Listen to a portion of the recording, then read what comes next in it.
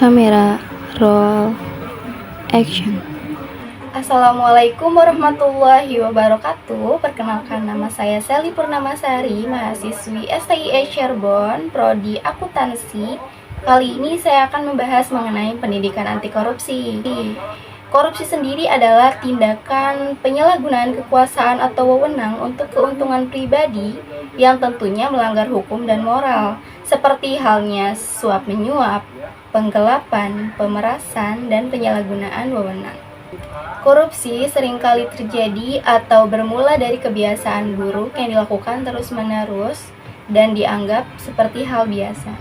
Korupsi sendiri dapat merusak sendi-sendi kehidupan bangsa dan negara karena dapat memperlambat pertumbuhan ekonomi, memperlemah demokrasi, dan juga mengancam stabilitas pemerintah.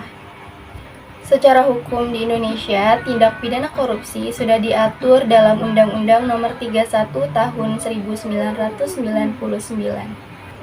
Dalam isi undang-undang tersebut, salah satunya ialah mengenai ketentuan bagi pelaku tindak korupsi, termasuk ancaman pidana penjara dan denda yang cukup berat yang sudah diatur secara rinci dalam pasal 2, pasal 3, pasal 5, dan pasal 14 pada Undang-Undang Nomor 31 Tahun 1999.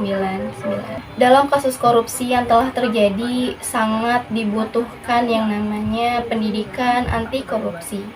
Karena dalam Islam sendiri, pendidikan anti korupsi merupakan bagian dari pendidikan moral yang berlandaskan ilmu tauhid, yang bertujuan untuk membentuk kepribadian berakhlak mulia dan menjadi pribadi yang amanah, jujur, adil. Ilmu tauhid memberikan landasan spiritual dan moral yang kuat untuk menjadikan kita sosok amanah, jujur, dan adil dalam memegang sebuah amanah atau kekuasaan bahkan wewenang. Dan tujuannya satu, agar tindak korupsi dapat dicegah. Di sini saya akan memberikan salah satu contoh dari pendidikan anti korupsi yang sukses. Sebelumnya saya mendapatkan informasi ini dari salah satu sumber yang saya dapatkan dari Google.